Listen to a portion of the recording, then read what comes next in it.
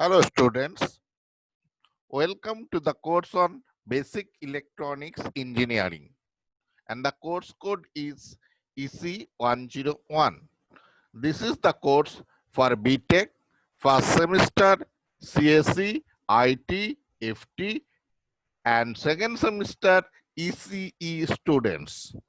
Myself, Dr. Surajit Bosak, Assistant Professor of ECE Department, Guru Nanak Institute of Technology, Kolkata. And this is my official email address. In the last class, we have discussed on basic introduction of PN junction diode, the symbol diagram of PN junction diode, how a PN junction can be formed, and what is the depletion layer of a PN junction. In addition, with energy, we discussed on energy band diagram in unbiased condition and gave a brief description of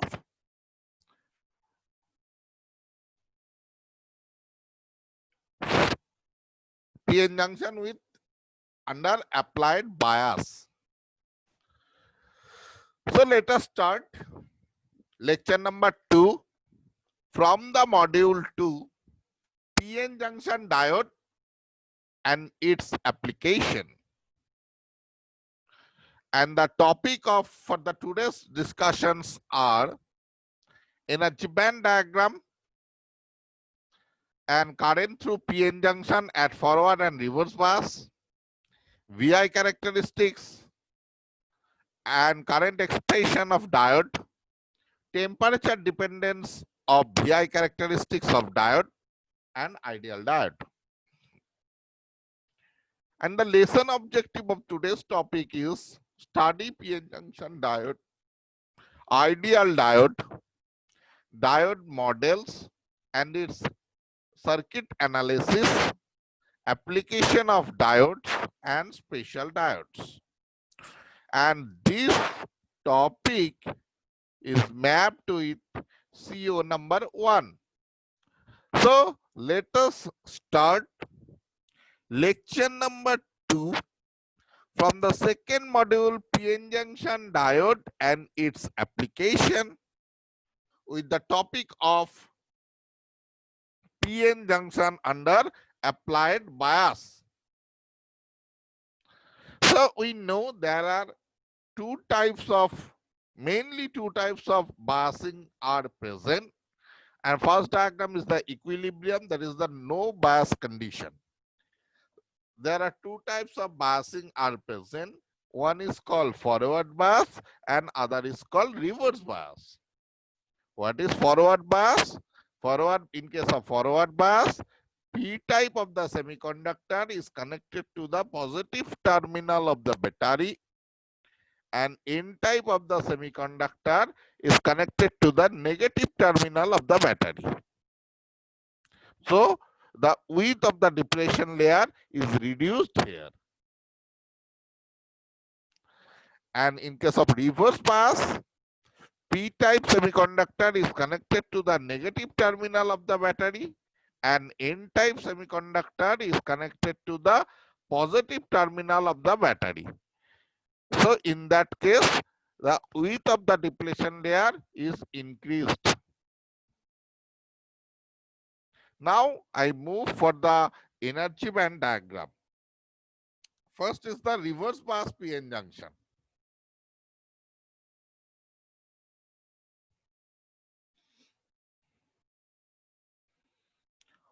When PN junction is reverse biased, the equilibrium basically disturbed. Fermi level is no longer aligned in P and N regions. Rather, the Fermi level in P region lies higher than that in N region. See this is the energy band diagram. See here the Fermi level is higher than the N region of Fermi level. The barrier height increases from VBI to VBI plus VR, where VR is the reverse bias applied across the terminals. The depletion region widens as holes and electrons will be attracted towards the negative and positive terminals of the battery. The mobile holes, charges means holes and electrons, will be further separated from the edges of the depletion layer, leaving a large region around the junction with uncompensated or uncovered acceptors and donors. This leads to a widening of depletion region. Thus, the magnitude of built-in potential and electric field increases. The junction offers very high resistance under reverse bias. For reverse bias, the barrier height is also large enough and the electrons from the inside conduction band or holes from the p-side valence band do not have sufficient energy to surmount the potential barrier and diffuse to the p side and n side respectively. The diffusion current due to majority carriers is therefore negligibly small, but thermally generated minority carriers, that is holes from N region and electrons from P region, drift to P region and N regions respectively by the increased electric field directed from N to P region. So a small amount of current flows through the reverse bias junction due to the drift of minority carriers. This current depends upon the number of thermally generated minority carriers within P region and N region, which increase with increase of temperature.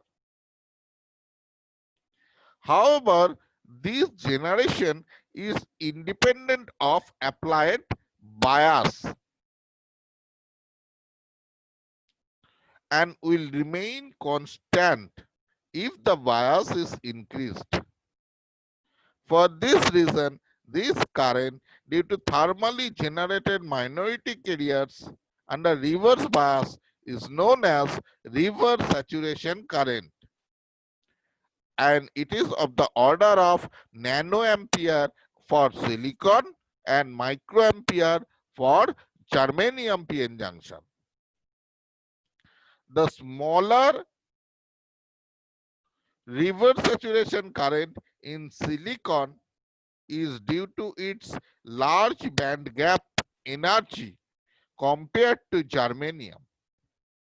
For every 10 degrees Celsius rise of temperature, this reverse saturation current increases by a factor of 2 in silicon. For silicon, I0 increases from 5 nanoampere at 25 degrees Celsius to approximately 10 nanoampere at 35 degrees Celsius, 20 nanoampere at 45 degrees Celsius, and 1000 nanoampere or 1 microampere at 100 degree Celsius.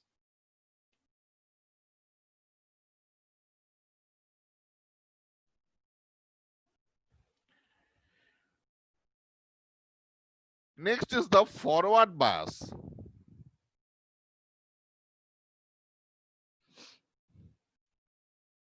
So in case of forward bias, P-type semiconductor is connected to the positive terminal of the battery and N-type semiconductor is connected to the negative terminal of the battery. As a result, the width of the depletion region is narrow and the Fermi level is lowered in P region and raised in N region. So Fermi level in P region is lower compared to the Fermi level in N region. The barrier height decreases from VBI to VBI minus VF, where VF is the forward bias. The electric field decreases with forward bias since the applied electric field opposes the built-in field. The smaller electric field causes further diffusion of majority carriers, that is electrons from N to P region and holes from P to N region. Because of repulsion at the negative and positive terminals of the voltage source, electrons and holes move towards the junction in opposite direction and recombine themselves. Again, I am repeating. Because of repulsion at the negative and positive terminals of the voltage sources, electrons and holes move toward the junction in opposite direction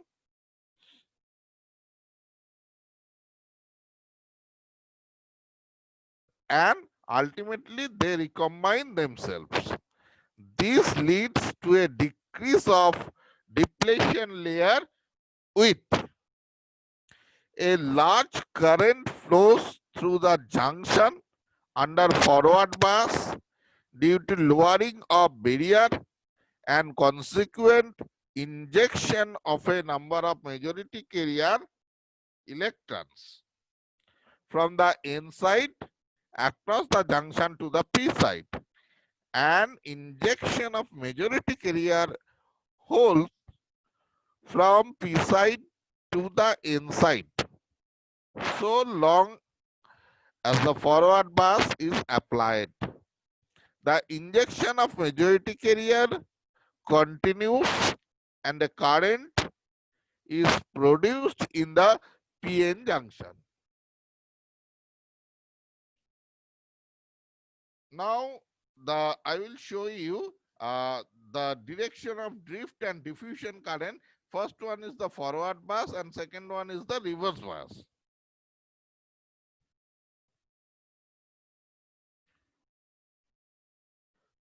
The drift current depends on the minority carriers on each side of the junction, which are generated by actually thermal excitation of electron hole pairs.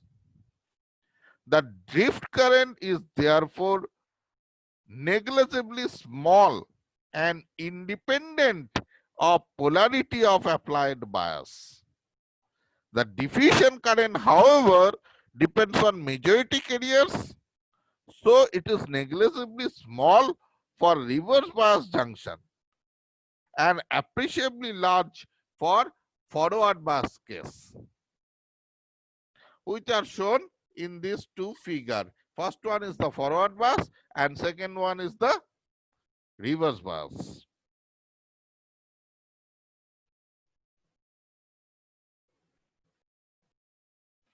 The particle and current flow component in forward and reverse bias junction from which the above mentioned phenomena can be explained.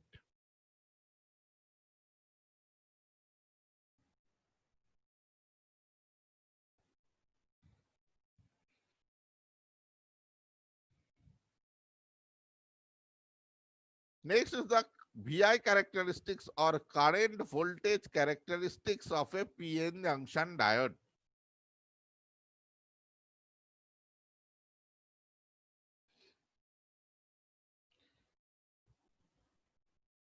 So current voltage characteristics in case of two biasing conditions are given. First, I am describing it for forward bias case. Then I move for the reverse bias case. So first is the VI characteristics or current voltage characteristics for forward bias. The variation of current through a forward biased PN junction diode with applied voltage can be studied from this circuit diagram, where a diode is connected to a DC source, say VF, through a potentiometer, say P, and resistance, say R.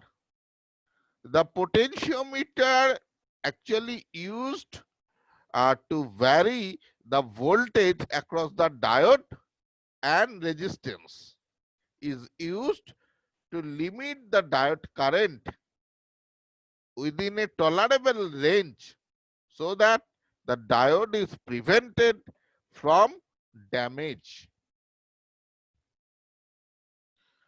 To make the diode forward biased, positive terminal of the voltage source is connected to the P side and negative terminal to the N side. The voltage is now increased in small steps. Corresponding current is observed in a milliammeter. Now a graph showing the voltage across the diode along x-axis is VF and y-axis forward diode current IF.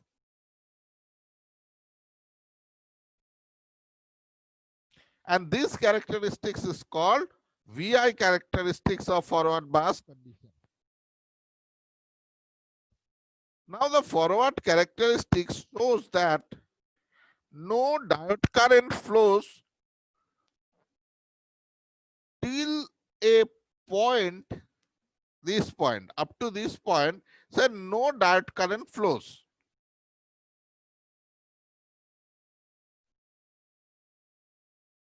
And after that, the current is exponentially increase. So this cutoff point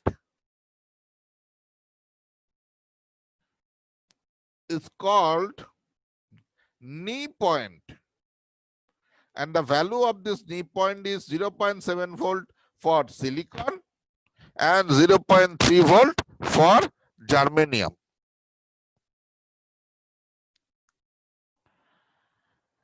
However, as the voltage increases beyond this point, the diode current increases very rapidly. The forward bias should not exceed a limit above which the diode may burn out and get damaged. So this is the forward bias characteristics. Next is the reverse bias characteristics. This is the circuit diagram. To study the current voltage characteristics of a reverse bias PN junction diode, the positive terminal of the voltage source is here connected to the N side and negative terminal to the P side of the diode. The reverse bias is increased in steps and the diode current is observed in milliammeter. The curve showing The reverse voltage across x-axis and diode current along y-axis is known as reverse bias characteristics of the diode. It is observed from this figure that the diode current is very small, which is called reverse saturation current, or it is abbreviated as I suffix S, and which is basically caused by thermally generated carrier, whose value is of the order of nanoamperes for silicon and microampere for germanium diode. When the reverse bias increases to VBR, called reverse breakdown voltage, the diode reverse current increases very sharply, the voltage remaining almost constant at VBR. So that is called breakdown voltage. So these are the characteristics curve for forward and reverse bias. Next is the current voltage expression. What is the mathematical expression for this curve?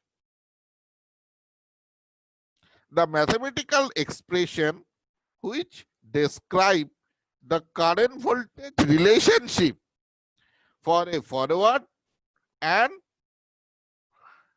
reverse biased PN junction diode are given as I equal to IS into, this is a very much important expression, I equal to IS into exponential EVA by eta KT minus 1. Again, I am repeating the expression. So this is the current voltage expression, mathematical expression. I equal to IS into exponential EVA by eta KT minus 1. What is IS? Where IS is the reverse saturation current. VA is the applied voltage. VA is equal to plus VF for forward bias and VA is equal to minus VR for reverse bias. Now eta is the ideality factor, and which is 1 for germanium diode and eta equal to 2 for silicon diode. And KT is the thermal energy in electron volt, which is 0.026 electron volt at 300 Kelvin. Now, naturally, see, the current is dependent on a temperature. Now, what is the effect of temperature? Or suppose the temperature, two temperatures were fixed, one is T1 and another is T2. So if suppose T1 greater than T2, so for higher temperature, current is increased or decreased?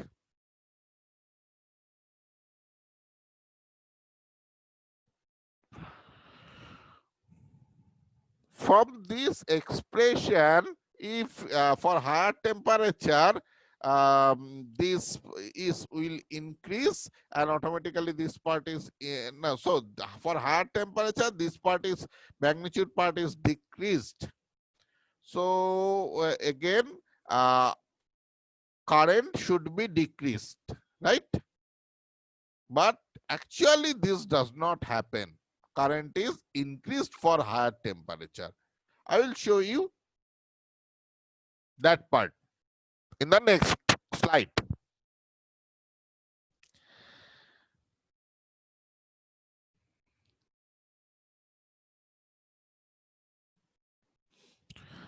So actually, see here, the forward bias case, the current is actually increased for increasing the temperature.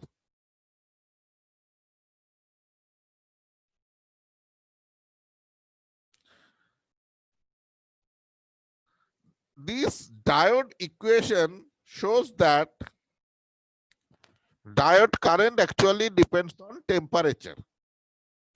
Now, as temperature increases, exponential term suggests that current should decreases.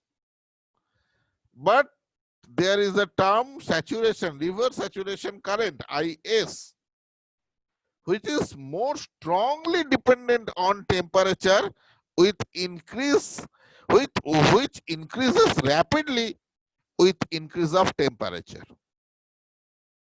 So IS also depend on temperature. And the reverse saturation current almost double for every 10 degrees Celsius increase in temperature. The resultant effect is that forward current as well as reverse current increases with the increase of temperature. So this is showing this figure. There are three curves are present. One is for blue line is for T1, black dotted for T2 temperature, and this is for T3 temperature, and obviously T3 greater than T2 greater than T1. So naturally see, for a fixed value of voltage, current is increased for higher temperature. Say T3, current highest, next T2, next T1. Similar case is happening for reverse bias also. Okay. So due to basically reverse saturation current which strongly dependent on temperature. That is why current is increased with increase in temperature. Next is this is the curve for, I already explained the VI characteristics curve for forward and reverse bias case. Now, in that case, diode is not ideal.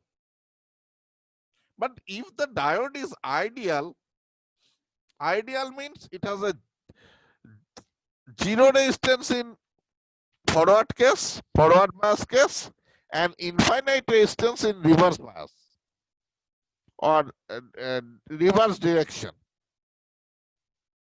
That is from cathode to anode. Then what would be the VI characteristics curve for ideal diode? Is it same or not? Obviously not. So in case of this is the ideal diode, say in case of forward bias, the ideal diode behaves like a switch closed, and for reverse bias it is like a open circuit. So an ideal PN junction diode is one which conducts very well when forward biased and does not conduct at all when reverse bias. In other words, an ideal diode has zero resistance when forward bias and infinite resistance when reverse bias. The IV characteristics of an ideal diode is shown here. It acts like a switch which is closed in forward bias and open in reverse bias respectively. An ideal diode is a theoretical or actually imaginary one. It can never be realized in practice, but a real diode may behave almost like an ideal diode in a well-designed circuit. So this is all about ideal diet. And this is all. I have completed all the topics for today's discussion. And in the next class, we have discussed on the breakdown phenomena in the VI characteristics curve for reverse bias condition. Okay. So thank you. Thank you so much. Now I am ending the session, today's session.